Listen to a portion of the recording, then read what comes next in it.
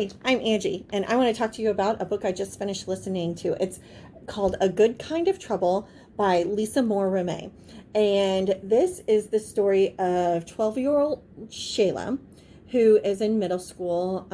It's a realistic fiction story set in current times. And Shayla is black, and she has two best friends. One is Asian, and one is Hispanic.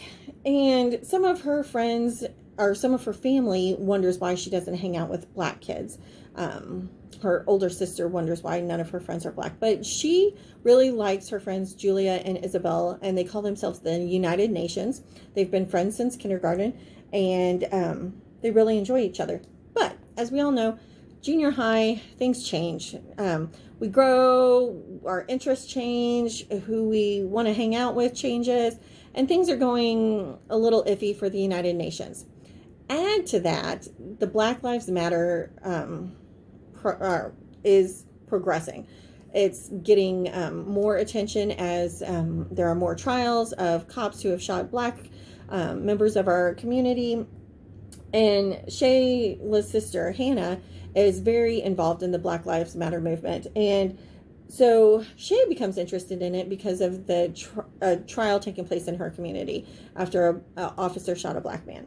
And she starts looking around at things going on in her school and how things just don't seem right. So for instance, there is a kid named Bernard who is a big, kind of clumsy, a little aggressive kid who's in her class, and he just happens to be black. So he gets singled out quite a bit by the principal and teachers, even though he doesn't always start the trouble that he finds himself in. But, you know, because he's this big black kid, that's who they look at. She realizes that some of the other teachers, specifically the principal, but some of the other teachers don't always treat everyone equally. And so she becomes involved in the Black Lives Matter movement, and it kind of opens her eyes to things around her. And she becomes very active in trying to educate her schoolmates. So she starts wearing an armband signifying Black Lives Matter, and talks to schoolmates about it. And they started a demonstration at school, which is pretty awesome. I have to say, Shayla has some of the coolest parents I've read about in a long time. They are very supportive of their daughter's activities and interests, and do not judge. You know, they don't judge Shayla for having friends who are not black, and they don't judge her for taking part in protests, and they talk to her honestly about how the world works. It's kind of eye-opening. It is a fantastic look at something that I think everybody needs to be more aware of, how people are treated in our society. And it doesn't do it in a way that kind of hits you over the head with it. It's very organic. It's very real to life. It's very truthful.